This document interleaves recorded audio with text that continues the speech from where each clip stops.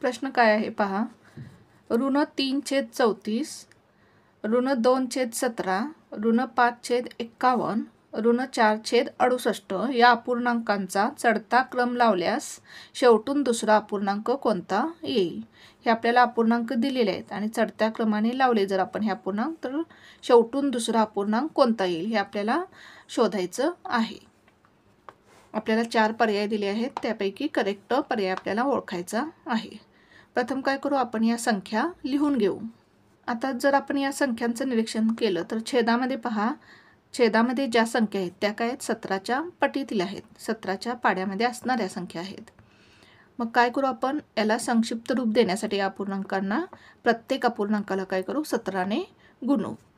पहा, -3/34 गुणिले 17, -2/17 गुणिले 17, -5/51 गुणिले 17, त्यानंतर -4/68 गुणिले 17. काय केलं आपण, प्रत्येक अपूर्णांकाला 17ने गुणलं.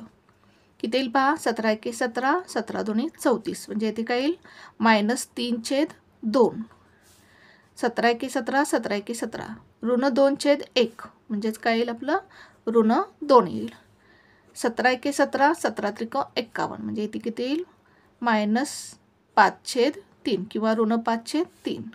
17×1=17, 17×4=68, म्हणजेच इथे किती येईल येथे 4×1=4, 4×1=4, म्हणजेच काय मिळेल आपल्याला -1 मिळेल. आता काय करू, आपण यांना पण दशांश रूप देऊ. पहा, आपण इथे भाग घालू. 3/2 किती येईल पहा, 2 3 मधून 2 गेले 1, भाग जाईल का 2 ने 1ला, नाही, दशांश चिन्ह देऊ, इथे 0 घेऊ. 2×5=10, म्हणजेच किती मिळालं आपल्याला इथे -3/2 म्हणजेच 1.5. त्याच्यानंतर येथे किती आहे -2, त्यानंतर -5/3. येथे काय करू, आपण 5ला 3ने भागू. 3×1=3, 5 मधून 3 गेले 2, आता 3ने 2ला भाग जात नाही, दशांश चिन्ह देऊ, येथे 0 येईल. 3×18, 20 मधून 18 गेले 2, परत 0 घेऊ आपण. 3×18 म्हणजे किती -5/3 म्हणजेच किती येईल 1.66, आणि शेवटची संख्या काय आहे -1. आता आपल्याला या संख्या चढत्या क्रमाने लावायच्या आहेत. प्रथम काय करू, आपण एक साईन न घेता धनसंख्या समजू आणि चढता क्रम लावून घेऊ. कसा येईल पहा, जर या संख्या धनसंख्या असतील तर चढता क्रम आपला कसा येईल. प्रथम कोणती संख्या येईल 1, 1 नंतर कोणती संख्या येईल पहा 1.5 येईल.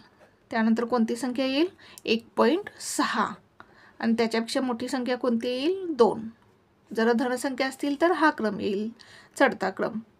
आणि आता जर ऋणसंख्या असतील तर काय असणार आहे, याच्या अपोजिट असणार आहे. पहिली कोणत्या संख्या येईल सगळ्यात. आता आपण या ऋणसंख्या असत्या तर कसं लिहिलं असतं पहा, -2, त्यानंतर -1.6, त्यानंतर -1.5, आणि त्यानंतर -1. आता -2 म्हणजेच कोणती संख्या आहे पहा, -2 म्हणजेच -2/17, म्हणजे येतील -2/17. -1.6 म्हणजेच कोणती संख्या आहे पहा, -5/51. -1.5 म्हणजेच कोणती संख्या आहे, -3/34, -3/34. आणि -1 म्हणजेच कोणती संख्या आहे पहा, -1 म्हणजे -4/68, -4/68. या काय केल्या आपण संख्या चढत्या क्रमाने लिहिल्या. मग आपल्याला काय विचारलेलं आहे, शेवटून दुसरा अपूर्णांक कोणता येईल.